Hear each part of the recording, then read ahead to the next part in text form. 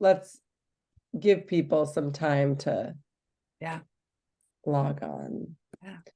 If you are already here and you're one of our early birds, you can pop into the chat and tell us a little bit about yourself, where you're calling in from, what brings you to tonight's assembly. Maybe it's curiosity, maybe it's coming off of a tough parent-teacher conference and want to learn a little more. The chat should be open to everyone.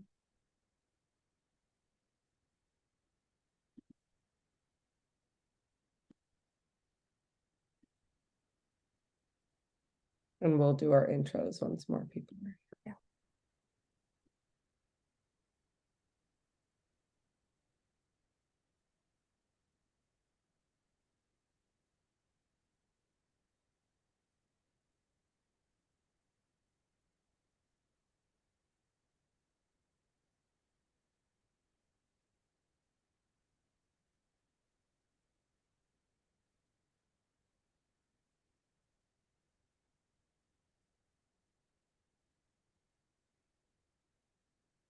It's just like some quiet in the day. I'm just like, I'm just thinking like, for me to just have a few minutes where like I'm not talking, I don't know, it's not the worst thing. It's not. It's like,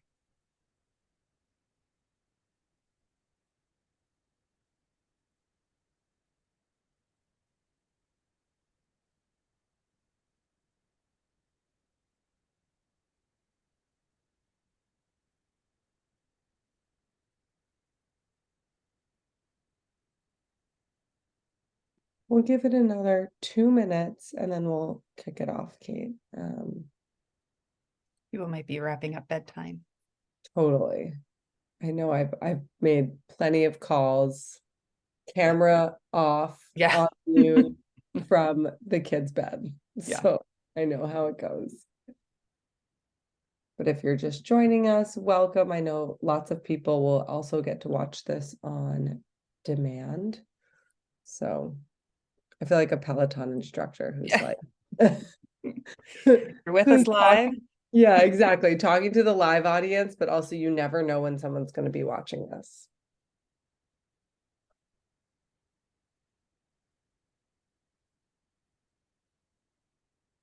All right, I am going to do one more thing, make sure we're all set, and then kick it off.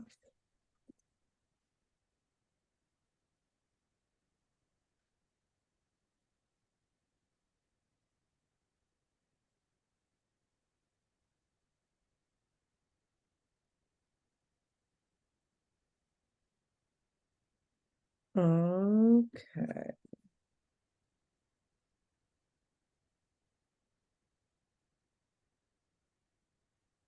Let's do it, Kate. What do you think? All right, let's do it. Let's do it. So welcome, everyone. We are so thrilled to have you here today for our assembly. I am Chloe Massey, and I am a Coop leader here at Cooper, and I am thrilled to have Kate here with us tonight. She's another Coop leader. We're going to do some intros to kick us off, and then we're going to jump into it. So first of all, welcome. I am a Coop leader here at Cooper. I also work on our education team. I'd say most importantly, I am a mom to 2 boys, Keenan and Haven. They're 5 and almost 3. And I've got some background as a teacher, specifically in early childhood settings. So I'm really passionate about tonight's topic from a parent perspective, but also from a teacher perspective. I've been on both sides of the desk, so to speak. And a little more about my background. I'm actually finishing up a doctorate in education in the next month or so. And this topic is personal to me. I grew up with multiple learning disabilities, and, I've got my research is really focused on learning disabilities as well. So I've got a lot to say about it. I'm really familiar with the research on learning disabilities. And tonight we're talking more learning challenges. So not disability specific, but I do bring, I think, a really interesting and personal lens to the discussion, because, I do feel so passionately as someone who learned differently and someone who did have challenges in school.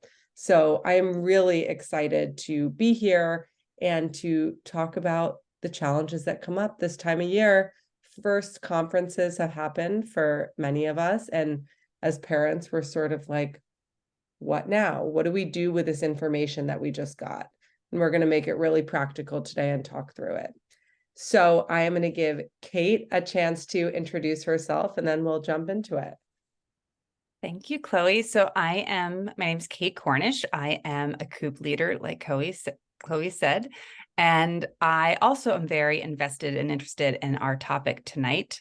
I started my career as a child and adolescent therapist about 20 years ago. Before becoming a parent, I'm now a mom of three, a 14-year-old named August, a 12-year-old named Kyan, and a 9-year-old named Noble. So I'm also a boy mom like Chloe.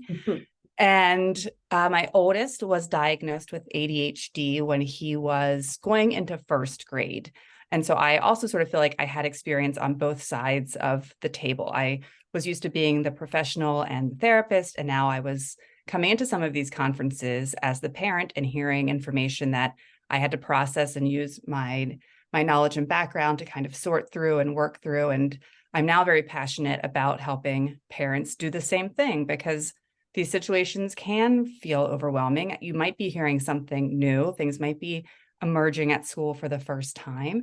And, it's very natural and understandable to kind of not know where to start. And so, I think I'm, like Chloe, very excited to kind of spend some time with you this evening and break it down a little bit, let you know that you're not alone, that we are here for you. And yeah, and just looking forward to getting into it a little bit. Thank you, Kate. Yeah, we are very excited to be doing this with both of our personal connections, just to learning challenges in general. So if you are here live or if you're tuning in as a recorded assembly, we're talking about learning challenges as they emerge. Before we jump into anything, I want to just make sure, if you're new to Cooper, I'd love to tell you a little bit about us. So we are a virtual parenting community, and we think of ourselves as the village that we really all need in this parenting journey. We were never meant to parent in isolation, yet here so many of us are doing it without the support that we really need. And so enter Cooper. Cooper is a membership-based platform. And so with your membership, there are monthly groups led by experts in the field. So someone like either of us, we both lead groups. And every month there's a highly curated topic that's focused on your child and where they are developmentally. And of course, we answer all the questions that come to mind, whether it's that topic or not.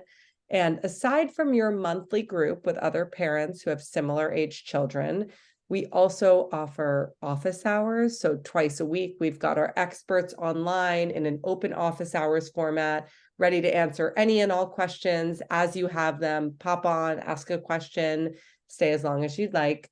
And we offer a Cooper-wide community chat and tons of live assemblies like the one you are listening to tonight or tuning into at some point.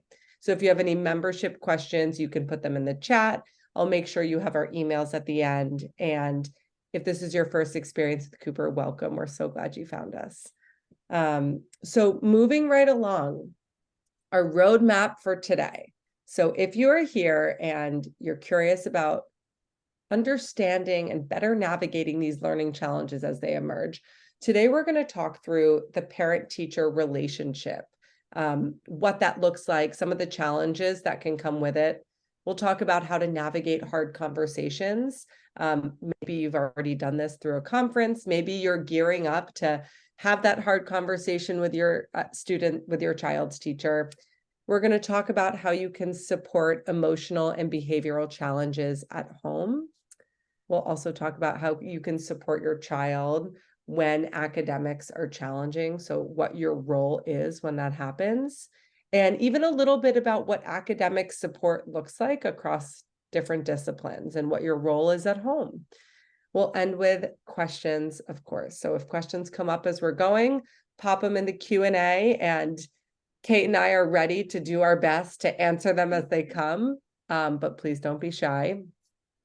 And yeah, and just we are going to be kind of being more general this evening. This isn't a specific prescription for one child, but it is sort of, there's a commonality between, those of us who've had to sit through these conferences and have these tough conversations. So, we want to give you sort of an overview on things to start with, but at the end, we can also talk about if you want to get something more specific and individualized for your child, because no two children are the same, there is a way to do that as well.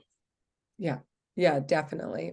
And that's something, in the research too, we can't make generalizations about these learning challenges that come up, but we can arm ourselves with tools and strategies and better understanding, which is why you are all here tonight.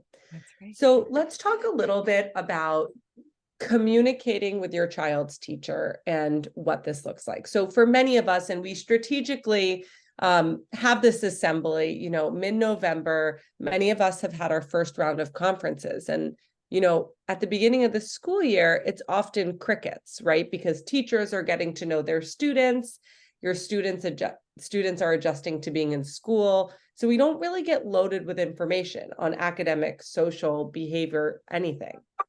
And now the first conference has happened for many of us, okay? We've had our first real communication, maybe in person. And what does communicating with your child's teacher look like? So a few things about this relationship, and I am speaking, from a teacher's perspective and also from a parent's perspective, staying in touch, communicating. It is not a burden on the teacher to communicate about what's going on at home, changes you're noticing, concerns you're having.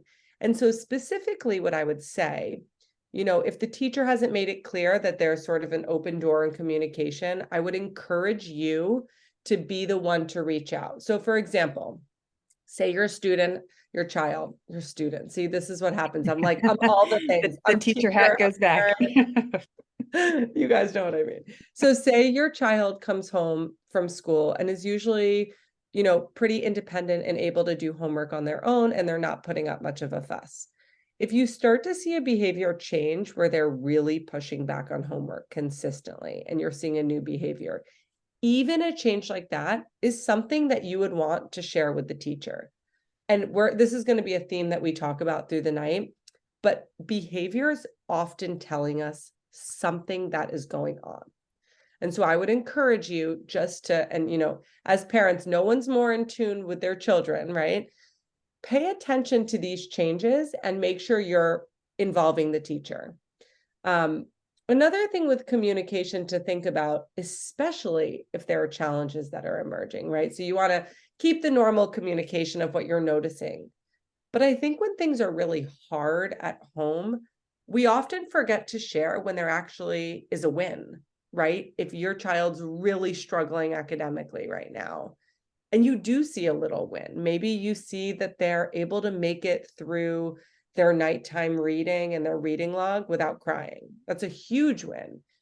Those are also the kinds of things that you do want to share with the teacher, right?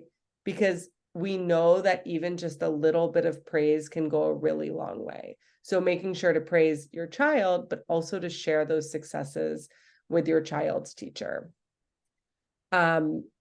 I think, when we think about this relationship between parent and teacher, it can sometimes feel, especially if your child has services inside or outside the school, it can feel a little bit like there are too many cooks in the kitchen. And so one of the best things that you can do, and we'll talk about this, I think this will be a common thread throughout our talk tonight, figure out what is working in the school setting. The goal is to get aligned. So we never want you to feel like you're up against the teacher and the school community. Rather, it's what is best for your child. And I thought about it this way when I was a teacher, and I try so hard to think about it this way now as a parent. Like, this is a team supporting your child, right? So asking, what is working at school? Here's what's working at home. Here's the language we use at home. What language do you use at school? And again, if there are other service providers, bring them in, right? A great example is, let's say a child is getting reading support in school and they're also getting reading support outside of school. It would be your job as a parent to help facilitate a conversation with all providers to get everyone on the same page. And that sort of clarity can go a really long way, especially with our younger students. And I think the last piece on this point, and we're gonna touch on this as we go. If you've just had a hard conference or a hard conversation with your child's teacher, thinking about if and how you'd like to share that with your child, right? So this isn't about keeping secrets from your child, but there is an element of staying age appropriate, right? So what I would tell Keenan, my 5-year-old who's in kindergarten, is going to be a lot different than what Kate's going to tell her high schooler, right? And so we're not suggesting, if you have a hard conference, that you keep it from your child. And you say, it was perfect. I really hope you don't say that, because it definitely, there's no such thing. But, you don't need to hide the reality of, yeah, you've got some things to work on, just like I do. The language that we use in my house a lot, and I use as a teacher, is like a grow and a glow, right? So, and again, you'll tweak your language depending on your child's age, but it is okay to have a conversation with your child about a conference and to say, it was so interesting learning about what's going on in the classroom. I learned some things that you're really great at, and I learned some things that you're going to continue to work on. And you might even share what you're continuing to work on, right? Just to sort of break the stigma of the idea that adults aren't improving. We are very much improving. Yeah. And I think, just sort of tying into that too, if you have one of these conferences, and especially if this is something that perhaps is new information, your child's new to school, or these are some new information that you're getting, you're also allowed to give yourself time to process and digest that information. You don't have to take what you heard and feel that in that moment, in that conference, that you have to have the answers, that you have to know what to say. This might be something that it's going to take a little time to settle in. You might have more questions once you've gotten home, and if you have a partner, you have had a conversation about what you heard. You're allowed to process this, and you can always go back, right? You can always then reach back to the teacher via email, via phone call, via setting up another conference and say, hey, now that I've had a minute, I want to get back together and talk a little more about this. And the same with talking to your child. You don't have to come home and sit them down that evening and know what to say, right? This, you can, if they have a specific question, they might ask you. If they know you have a conference, you can answer, but you don't have to give them any more information than that until you've had time to digest. And, I think echoing what Chloe said, the team aspect of this, especially if you're going to be dealing with like a social or learning challenge, it can't be overstated how important it is that, even if at the outstart we don't feel aligned with perhaps what a teacher is saying or their practices, that we want to kind of go in with believing in positive intent, that we want to believe that our child's teacher wants the best for them. They are utilizing what they have in their toolbox to do that. And how can we work with them so that they better understand our child and what we think is important? So, I think always being very respectful in communication, even though the instinct might be to be defensive. Well, that's not what he does at home. Or, well, are you sure? It's okay to feel defensive of our kids. I mean, that we're mama bears, but it's also okay to be open to the information and to try to figure out, now that we've heard this, now that we're looking at this, how can we kind of become detectives to look deeper? So why are we starting to see this? What specifically are they seeing in the classroom? Are there certain times that the challenges appear? Is it times of transition? Is it free time? Is it, beginning or ending of the day? Are there, could it be that they're hungry? Could it be, what are the things we're seeing? Is it an executive function issue, which, executive function is sort of like the control system of the brain? Is this just sort of a delay in that, they maybe just don't have a skill that they need yet? Is it, is this something that's oppositional and defiant, or is this like our kid just has a skill that they haven't learned yet? And now we have to kind of put our heads together to figure out how we're going to support that and start to introduce that.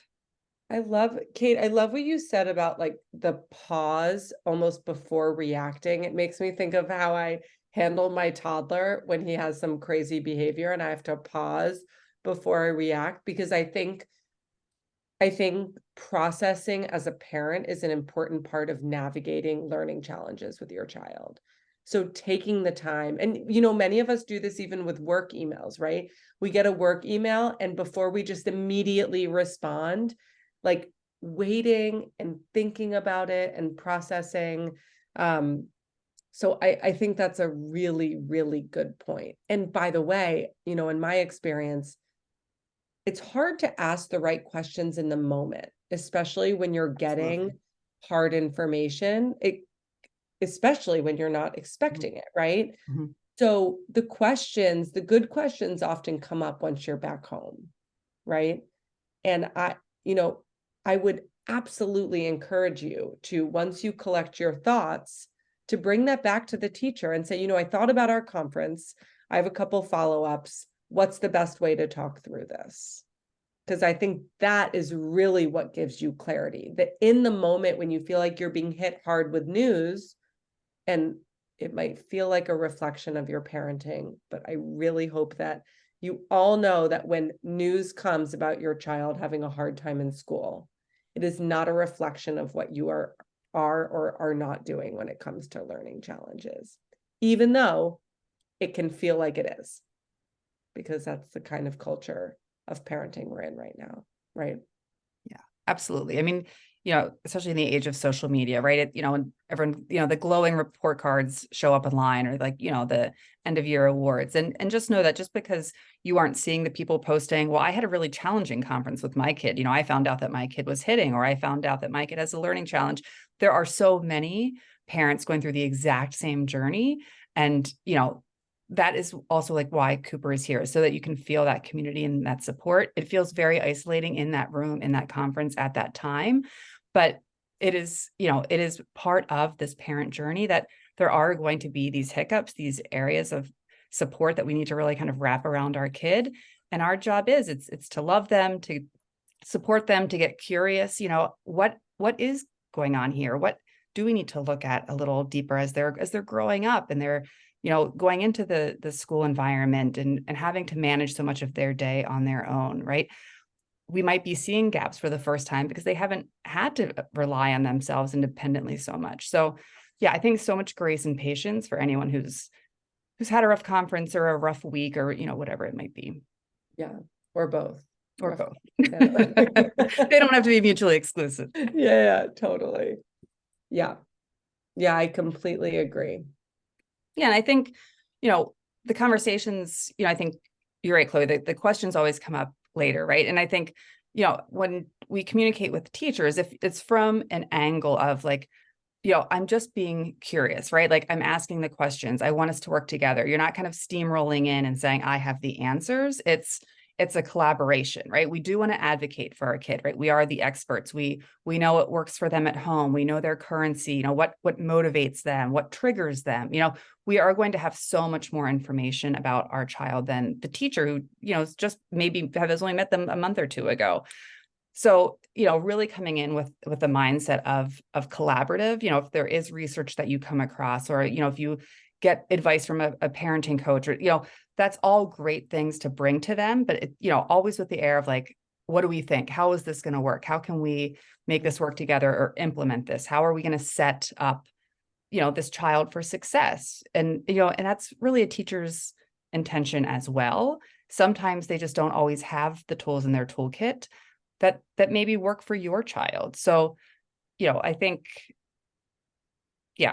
just remembering that this is a process and that this is not going to be a conference and done. This is like a series of conversations that now you're going to be having throughout the year. Yeah. The other thing that I was thinking about, Kate, was this idea that it can feel upsetting to have a hard conference, right? But I think one of the hardest roles as parents is, showing our kids that we can tolerate and handle challenges that they're going through, and that we as parents don't crumble. We have to, and it's so hard, and I feel myself being tested in this way constantly, actually, right? But we need to keep it together so our kids can move forward, right? I'm not saying you're not going to lose it sometimes, of course you are, but showing your kid like, yeah, I can tolerate, not only can I tolerate this, it's a little uncomfortable, but I can help you. I can give you strategies. I can support you. And I can love you regardless of what kind of learner you are. And I know we are going to get to this a little later in our talk, but I mean, one of the things that can be especially hard is if your child's having a hard time in school and that whole feeling is foreign to you. Maybe school came really easily to you. Maybe it was like a walk in the park and your child's having a really hard time. Our kids are not carbon copies of us, right? I mean, I don't really remember, but I've heard from my parents when I was diagnosed with a learning disability, it was like shocking to them. They didn't grow up with learning disabilities. They didn't know what to make of it. Of course, my siblings came along and we all had learning disabilities. So by the third, they were like, we've got this. But just remembering that your child is not necessarily going to be the student you were, and is not necessarily going to be the student your other kids are if you have multiple kids at home. So seeing your kid for who they are and how they learn and what they need is important. And that goes back to what Kate said at the beginning, there is no generalizing here, right? So we can't. Every kid is so different. And if a kid does have some diagnosed learning disability, even the same diagnosis is different, right? So again, like we're giving strategies, we're providing support, but we can't, there is no one size fits all with a learning challenge. Absolutely. Yeah, absolutely. I think another thing too to remember, when we hear this, if we come to a conference and we're hearing about struggles that our kids having, is that, they are not trying to give us a hard time, right? They are not trying to make us feel stressed or, question our parenting or whatever rabbit hole we go down.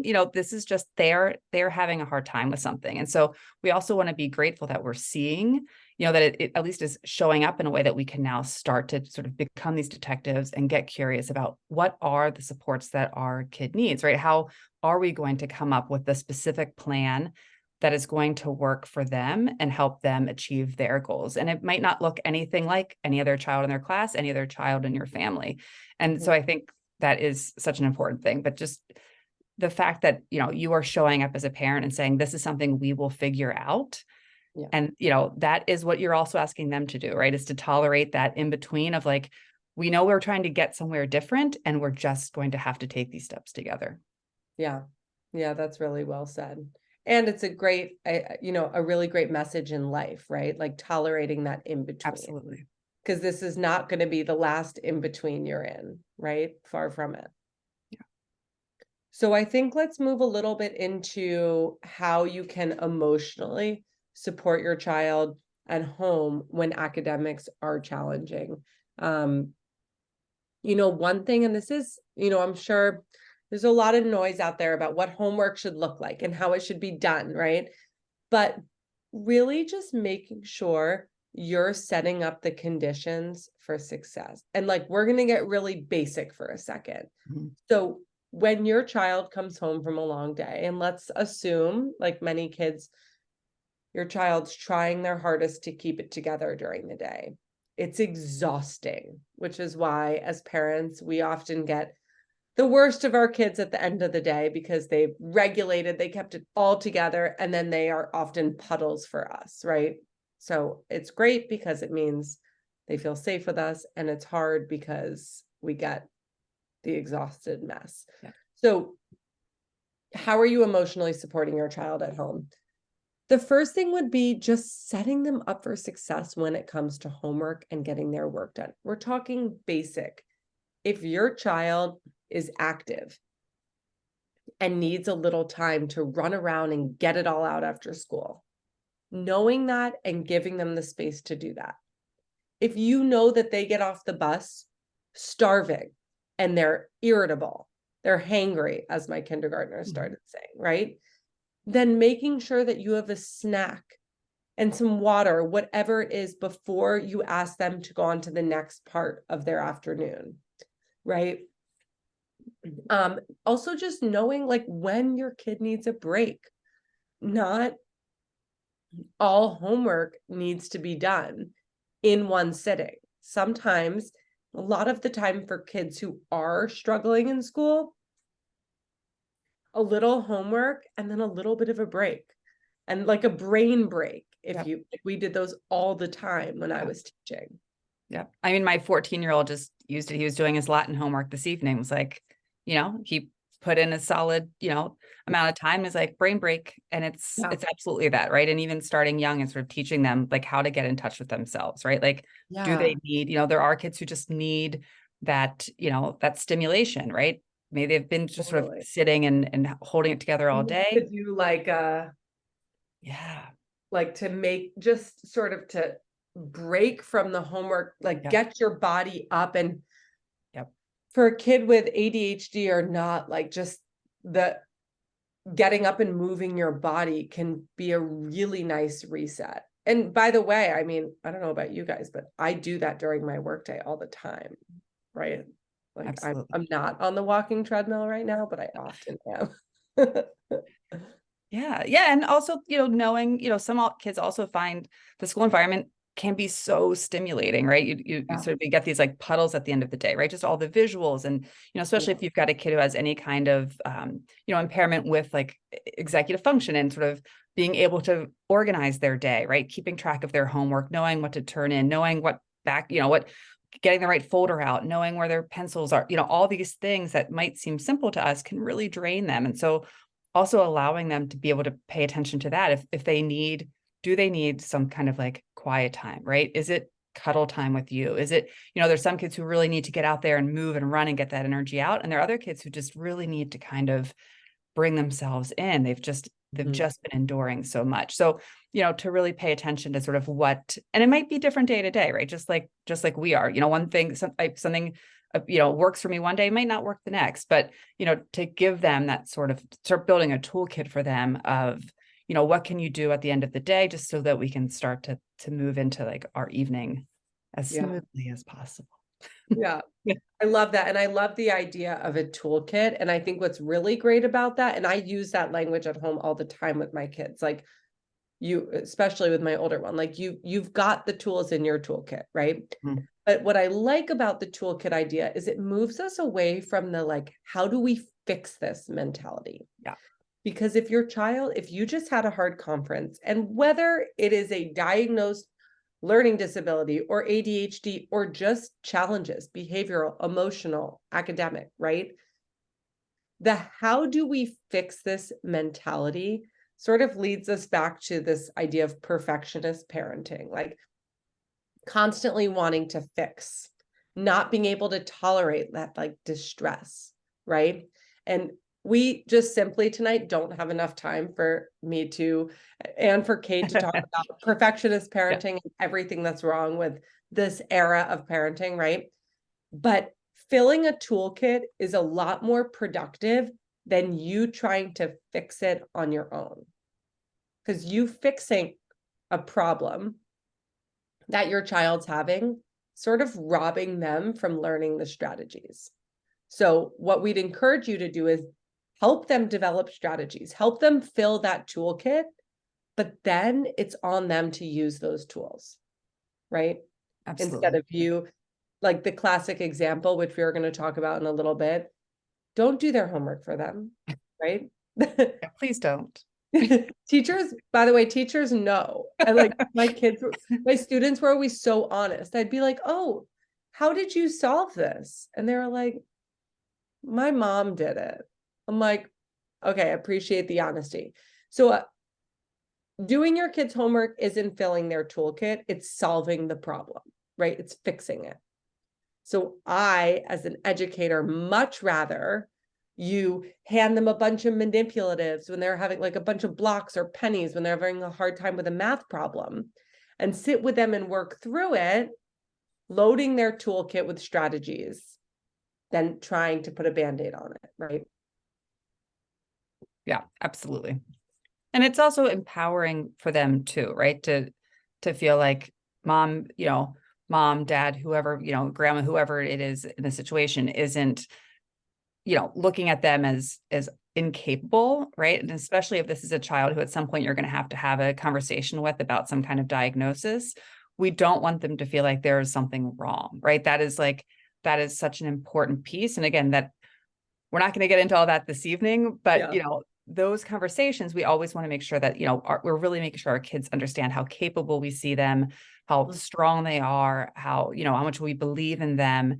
And that, our job as parents, is to kind of wrap around them and help scaffold until we can remove that.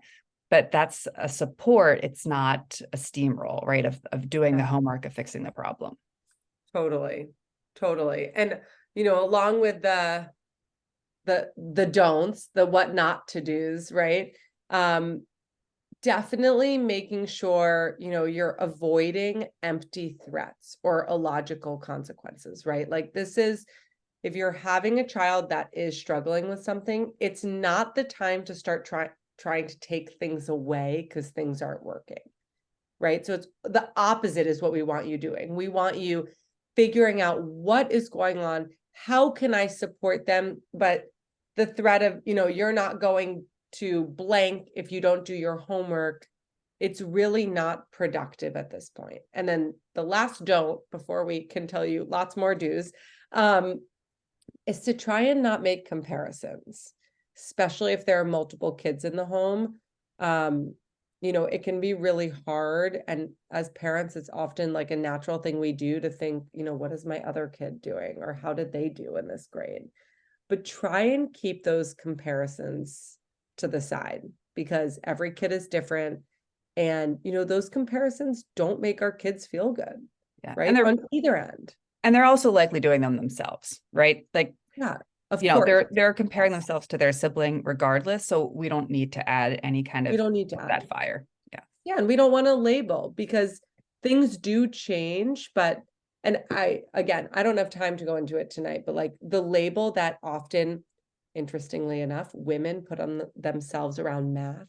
Women often will say things like, and girls, I saw it in school, I'm not good at math.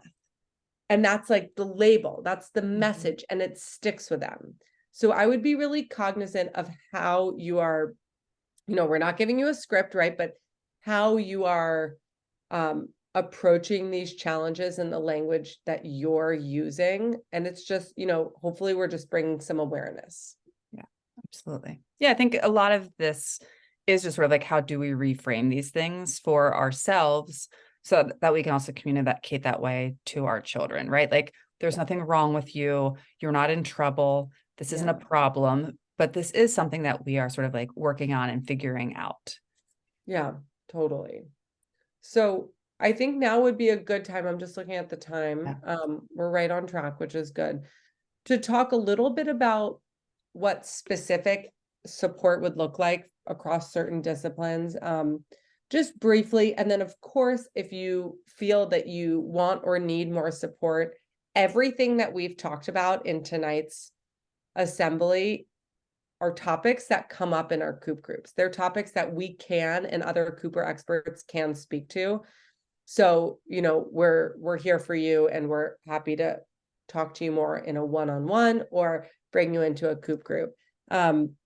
But let's talk a little bit about what reading support looks like. If your child is struggling with reading, what can you do? So I'd say that the most important thing when it comes to reading is actually fostering a love of reading, and making sure, and it's not too late to start, right? I don't want anyone thinking like I've missed the boat.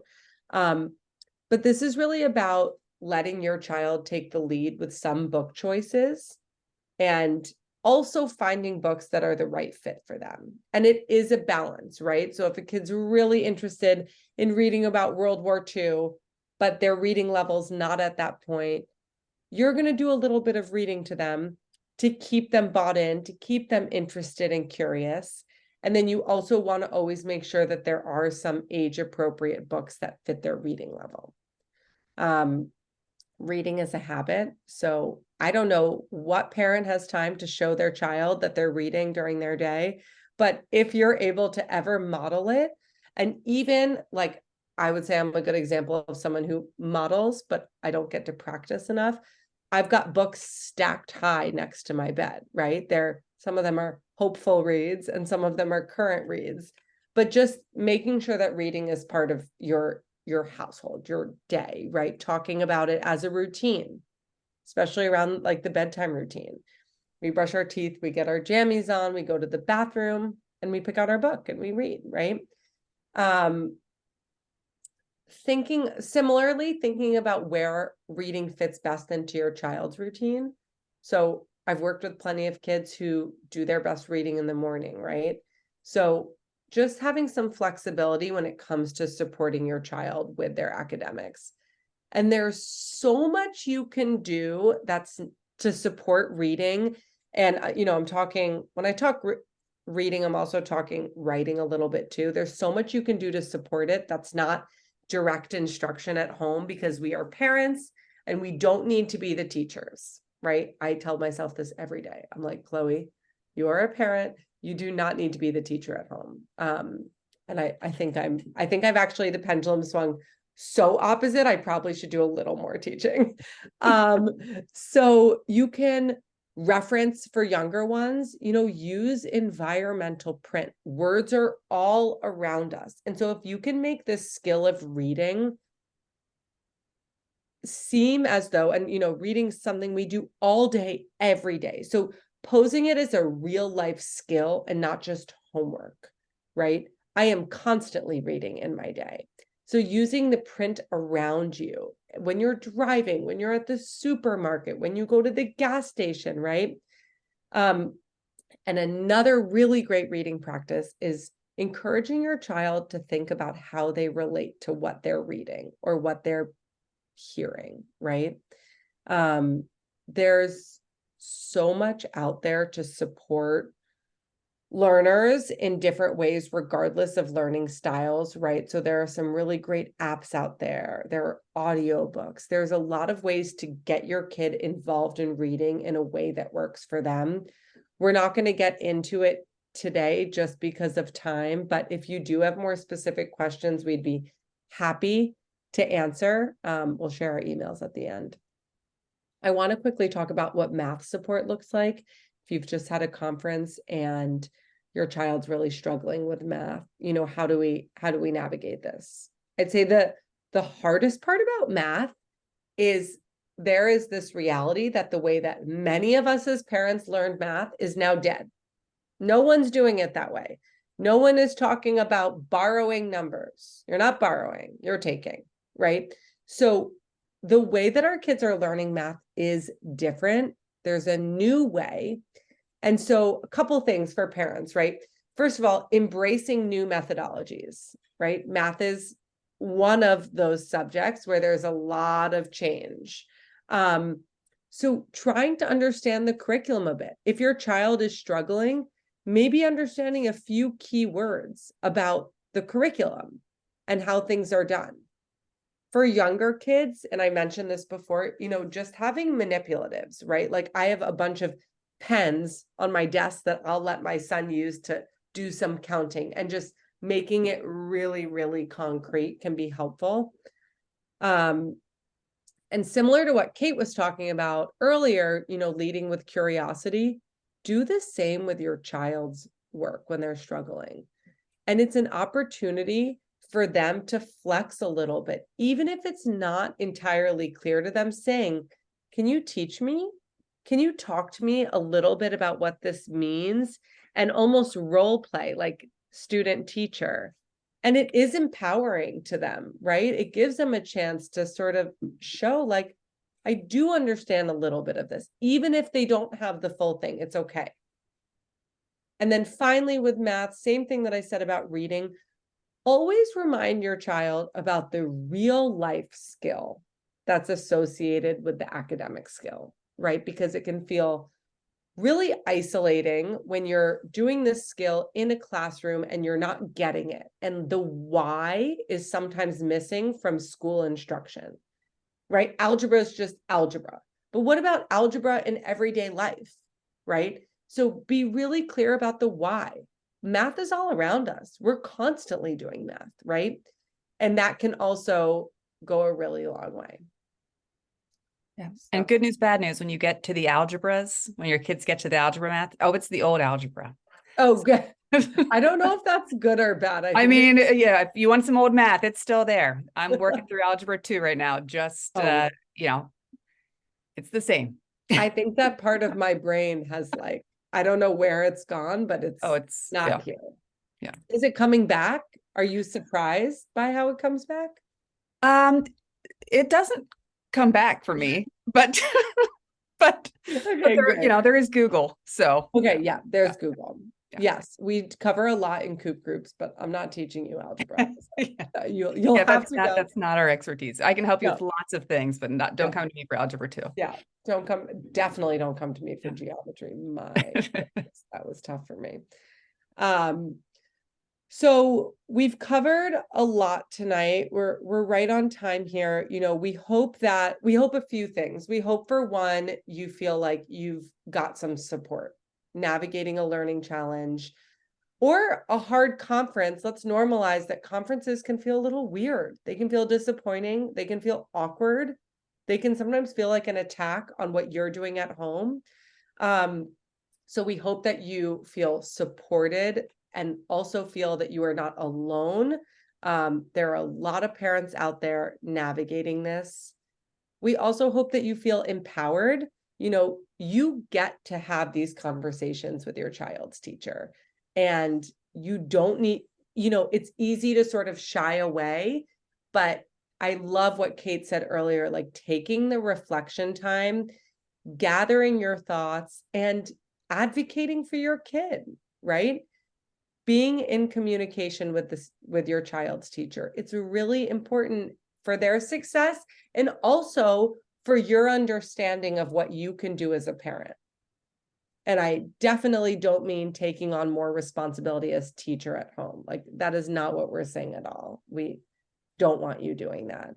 But hopefully you're walking away feeling educated and empowered. And if you have more questions or need more support, as we said, and Kate talked a little bit about executive function skills, everything we've talked about really is a very much a part of our Cooper curriculum. So regardless of your child's age, we're having these conversations with parents. So if you are interested in joining Cooper, we would absolutely love to have you. You can find us at yourcooper.com or your_Cooper on Instagram. And you can use code 2months to join and get your first 2 months free. We would love to have you. I'm actually going to put our emails in the chat right now, just so you have it. Are there any questions from anyone? Feel free to use the Q&A while I multitask, but not well.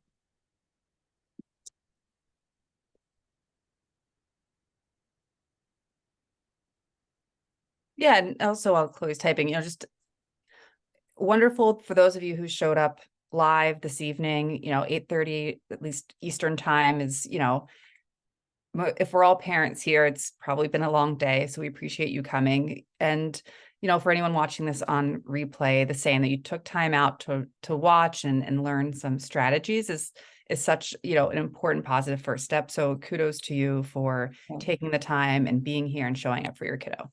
Yeah, I totally agree. Thank you all. We'll stay on for another few minutes. If you have any questions, we're happy to answer anything. But thank you so much for your time. And, it can feel lonely and it can feel isolating, but you being here says a lot about the parent that you are. So, we're happy to support you in your journey. Thank And you. we're in it with you. Totally. We are in it with you. Oh my gosh, very much so. Thank you so much. There are some notes coming in here. Thank you. Good.